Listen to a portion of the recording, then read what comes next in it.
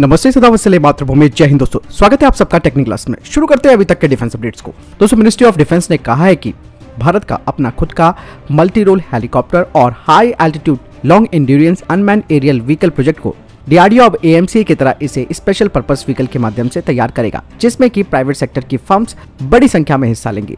और इसके लिए जैसे कि मैंने आपको बताया था कि 90% जो फंडिंग है उसे भारत सरकार मुहैया कराएगी। वहीं एचएएल भी काफी तेजी से काम कर रहा है और उसने कहा है कि वो इंडियन मल्टी रोल हेलीकॉप्टर की पहली फ्लाइट को 2025 में आयोजित करेगा।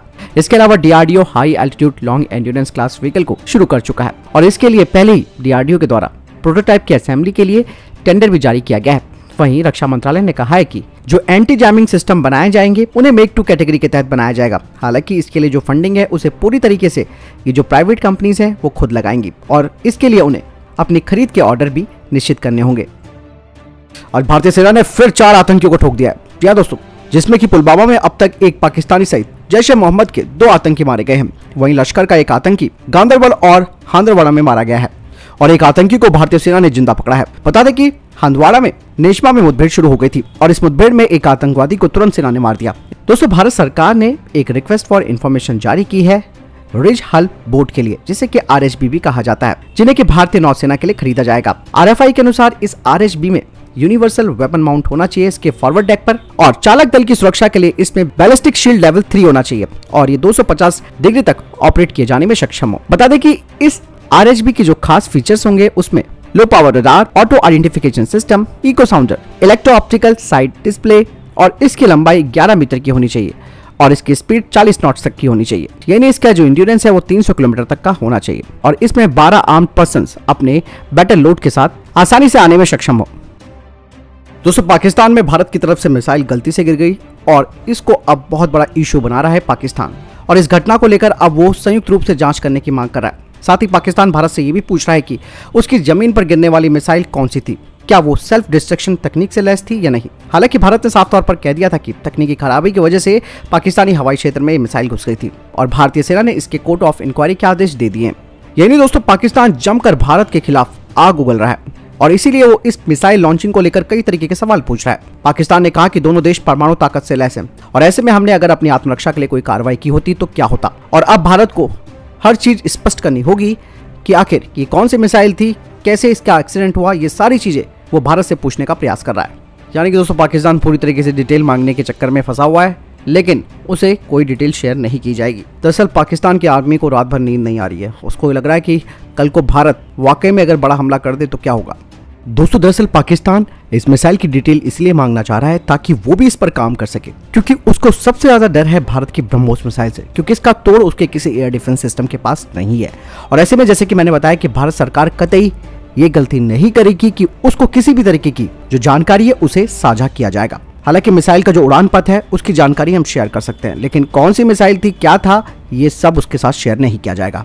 भारत और चाइना के बीच 15वें दौर की बातचीत हो रही है और ऐसे में कुछ खबरें सामने आई है दोस्तों, जिसमें ये कहा जा रहा है कि 13 घंटे तक ये बातचीत चली है कोर कमांडर स्तर की और ऐसे में कुछ जो फ्रिक्शन पॉइंट्स हैं उनके समाधान के लिए भारत ने चीन पर दबाव बना दिया है। और ये नहीं, अब ये भी कहा जा रहा है कि दोनों पक्षों को अब अपने विवाद का समाधान जल्द से जल्द करना होगा और भारत लगातार पेट्रोलिंग पॉइंट 15 और हॉट स्प्रिंग में PP-17 और 17A जैसे क्षेत्रों पर सैनिकों की वापसी पर जोर दे रहा है।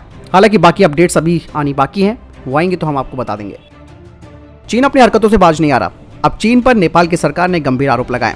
2021 में एक रिपोर्ट लीक हुई थी, जैसा कि आप सभी को मालूम है कि इस रिपोर्ट में चीन ने नेपाल के कई क्षेत्रों में अतिक्रमण कर लिया था और इस रिपोर्ट के लीक होने के बाद ये बात साफ हो गई थी कि चीन ने नेपाल के पश्चिम में हुमला जिले में अतिक्रमण किया है। और यही नहीं, इस रिपोर्ट में यह भी कहा गया कि चीनी बलों ने नेपाल के सीमा पुलिस को धमकी तक भी दे डाली थी। चाइना यहाँ तक नहीं रुका है। चाइना ने नेपाल की सीमा पर लालुंगजोंग नामक एक जगह पर धार्मिक गतिविधियों को भी प्रतिबंधित कर दिया है और चीन ने नेपाल की तरफ से लगाए गए पिलर्स को भी उखाड़ दिया है और नेपाली हिस्से में एक नहर और सड़क बनाने का काम भी कर रहा था। हालांकि नेपाल ने अपने सुरक्षा बलों को वहां पर तैनात करने का सुझाव भी दे दिया है। वहीं नेपाल की सरकार इस मुद्दे पर टाल मटोल करते हुए नजर आ रही है। वो कह रहे हैं कि सीमा मुद्दे को कूटनीतिक रूप से निपटाया जाएगा और सीमा मुद्दा अगर सुलझाना ही है तो हम भारत के साथ भी और चीन के साथ भी जो हमारी सीमाएं लगी हैं उनका भी हल करेंगे। दोस्तों, हालांकि अब नेपाल के लोगों को खुद इसका जमकर विरोध करना शुरू करना होगा, क्योंकि भारत के खिलाफ तो ये आसानी से बोल देते हैं लेकिन चीन के खिलाफ इनकी चू तक नहीं निकलती है। रूस जो कि अमेरिका और यूरोप के प्रतिबंधों का सामना कर रहा है, ऐसे में रशिया को काफी नुकसान हो रहा है और इस नुकसान की भरपाई के लिए उसने भारत से मदद मांगी है। दरअसल भारत ने अब तक रूस के खिलाफ किसी भी कदम से दूरी बनाए रखी और ये नहीं दोस्तों, किसी भी तरीके का प्रतिबंध का समर्थन भी नहीं किया। और इसे देखते हुए रूस अब खुद इस मुश्किल से बाहर निकालने के लिए भारत से उम्मीद लगा रहा है। रूस की सरकार ने भारत से कहा है कि वो रूस में तेल और गैस सेक्टर में अपना इन्वेस्टमेंट बढ़ाए। इसके साथ ही रूस ने भारत से तेल खरीद का भी आग्रह किया था, जिसके बारे में मैंने आपको अपडेट में भी बता दिया था, जिसमें कि वो हमें एक डिस्काउंट भी दे रहा था। हालांकि भारत ने अभी तक इसका कोई जवाब नहीं दिया है। दोस्तों, रशिया की जो रोसनेफ्ट है उसके साथ भारत की एक रिफाइनरी की बड़ी हिस्सेदारी है और कई भारतीय कंपनियां रूस से कच्चे तेल भी खरीदती हैं। रूस दुनिया का दूसरा सबसे बड़ा कच्चे तेल का निर्यातक है। हालांकि अमेरिका और यूरोप ने रूस से तेल खरीदने पर पाबंदी लगा दी है। इसके बाद अब सिर्फ एक आस बची है रशिया के पास, वो है भारत। विज्ञान और प्रौद्योगिकी राज्य मंत्री डॉक्टर जितेंद्र सिंह ने कहा कि जम्मू में अंतरिक्ष केंद्र का नाम भारतीय अंतरिक्ष अनुसंधान संगठन यानी कि इसरो के पूर्व अध्यक्ष सतीश धवन जी के नाम पर रखा जाएगा। केंद्रीय मंत्री ने कहा कि भारत सरकार ने अंतरिक्ष क्षेत्र को अनलॉक किया है और निजी खिलाड़ियों को भी इसके साथ जोड़ा है। इसके साथ ही भारत सरकार ने देश के अन्य हिस्सों में अंतरिक्ष तकनीकी केंद्र भी स्थापित किए। दोस्तों, आप में से बहुत कम लोग जानते होंगे कि सतीश धवन जी जम्मू कश्मीर के ही रहने वाले थे और वे डोगरा से बिलोंग करते थे। आपको बता दें कि जम्मू कश्मीर में जो अंतरिक्ष केंद्र स्थापित किया जा रहा है वो तिरुवनंतपुरम के बाद दूसरा शैक्षणिक संस्थान होगा और इसका पहला कोर्स इस साल से बीटेक इन एविएशन और एरोनॉटिक्स से शुरू होगा। केंद्रीय मंत्री ने कहा कि पहले 60 छात्रों को लिया जाएगा और चयन प्रक्रिया IIT JEE के माध्यम से होगी। देश की केंद्र की एजेंसी NIA ने देश के कई राज्यों में छापेमारी कर मानव तस्करी रैकेट के संबंध में 6 लोगों को गिरफ्तार किया। दरअसल ये रोहिंग्या मुसलमानों को भारत में प्रवेश कराने और दस्तावेजों के आधार पर उन्हें बसाने में मदद कर रहे थे। दोस्तों, ये जो गिरोह है वो असम, पश्चिम बंगाल, मेघालय और देश के अन्य हिस्सों के सीमावर्ती इलाकों में एक्टिव है। NIA ने असम, मेघालय और कर्नाटक में कई स्थानों पर तलाशी भी की है। कहा जा रहा है कि इसका मास्टरमाइंड बेंगलुरु से इसे ऑपरेट करता है और NIA ने गिरोह के मुखिया कुमकुम अहमद चौधरी उर्फ KK अहमद चौधरी को गिरफ्तार किया है। इसके साथ अन्य 5 लोग भी गिरफ्तार किए गए। दोस्तों, भारत ने रूस के साथ MiG-29 अटैक और transport helicopter anti tank system का जो सौदा था उसे रद्द कर दिया है। इस बारे में डिफेंस एक्सपर्ट्स ने जानकारी दी है। साथ ही ये भी कहा जा रहा है कि लाइसेंस के तहत बनने वाली Kalashnikov AK-203 assault rifle, hypersonic cruise missile और लाइट मशीन गन में किसी भी तरीके का कोई परिवर्तन नहीं होगा। यही इसके अलावा रूस से S-400 वायु रक्षा प्रणाली का सौदा जो है वो भी बरकरार रहेगा। इसके अलावा उन्होंने कहा कि भारतीय सुखोई 30 MKI लड़ाकू विमान का जो उत्पादन है वो भी प्रभावित नहीं होगा। हालांकि ये भी कहा जा रहा है कि भारत ने इन रूसी हथियार खरीदने से मना क्यों किया।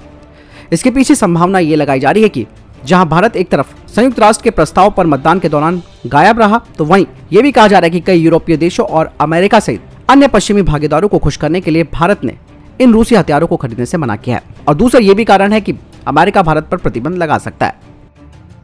दोस्तों, जनरल मनोज मुकुंद नरवणे जी भारतीय सेना प्रमुख के रूप में रिटायर्ड हो जाएंगे और रक्षा मंत्रालय ने 4 सीनियर अधिकारियों के नाम प्रस्तावित किए हैं, जिनमें से किसी एक को इंडियन आर्मी चीफ के रूप में चुना जाएगा, जिसमें कि lieutenant general Manoj Pande, lieutenant general Jai Singh Nain, lieutenant general Amardeep Singh Bhinder और लेफ्टिनेंट जनरल योगेंद्र डिमरी 28वें थल सेना अध्यक्ष बनने की दौड़ में है और जल्दी प्रधानमंत्री नरेंद्र मोदी के नेतृत्व वाली कैबिनेट की नियुक्ति समिति शॉर्टलिस्ट किए गए इन उम्मीदवारों में अंतिम का फैसला करेगी।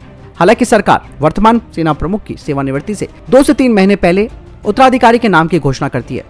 हालांकि इसमें कहा जा रहा है कि 4 दावेदारों में से 2 अधिकारी कोर ऑफ इंजीनियर्स के हैं और एक इन्फेंट्री और आर्म कॉर्प्स के हैं। लेफ्टिनेंट जनरल मनोज पांडे जो कि सेना के उप प्रमुख हैं, 30 अप्रैल को जनरल नरवणे के रिटायरमेंट होने के बाद सबसे वरिष्ठ सेना अधिकारी हैं और सेना में जो सीनियरिटी है उसके सिद्धांत के आधार पर उन्हें प्रमुख बनाया जा सकता है। दोस्तों, इसके अलावा लेफ्टिनेंट जनरल योगेंद्र डिमरी जी की भी काफी चांसेस है। वे सेना के लखनऊ स्थित मध्य कमान के प्रमुख हैं। General Yogendra Dimri core of engineers के अधिकारी हैं। उन्हें 17 दिसंबर 1983 को कॉर्प्स ऑफ इंजीनियर्स में कमीशन दिया गया था और ऑपरेशन पराक्रम के दौरान एक असॉल्ट इंजीनियर रेजिमेंट की कमान संभालने के बाद स्ट्राइक कॉर्प्स में इंजीनियरिंग ब्रिगेड, लाइन पर एक इन्फेंट्री ब्रिगेड और एक समृद्ध ऑपरेशनल अनुभव उनके पास है। दोस्तों, रूस की अंतरिक्ष एजेंसी रॉसकॉस्मोस ने साफ तौर पर चेतावनी दे दी है कि रूस के खिलाफ पश्चिमी प्रतिबंध अंतर्राष्ट्रीय अंतरिक्ष स्टेशन के क्रैश होने का कारण बन सकते हैं। साथ ही उन्होंने कहा कि रशिया अब एक बड़ा कदम उठा सकता है। इसके अलावा रॉसकॉस्मोस के प्रमुख ने कहा कि इससे 500 टन वजनी ढांचा समुद्र या जमीन पर क्रैश हो सकता है। वहीं दूसरी तरफ अमेरिका की नासा ने कहा था कि वो रूस की मदद के बिना ISS को कक्षा में बनाए रखने के उपाय खोजने की कोशिश कर रहा है। फिलहाल अंतरिक्ष एक इकलौता ऐसा क्षेत्र है जहां अमेरिका और रूस एक दूसरे के सहयोग से काम कर रहे हैं। तो दोस्तों, ये तक top defence space update. Video के सामने कोई प्रश्न, जवाब, आपका कोई सवाल है, कमेंट सेक्शन में लिखकर जरूर पूछ सकते हैं। मिलता है नई वीडियो के साथ। चैनल सब्सक्राइब करना ना भूलिएगा। जय हिंद, वंदे मातरम।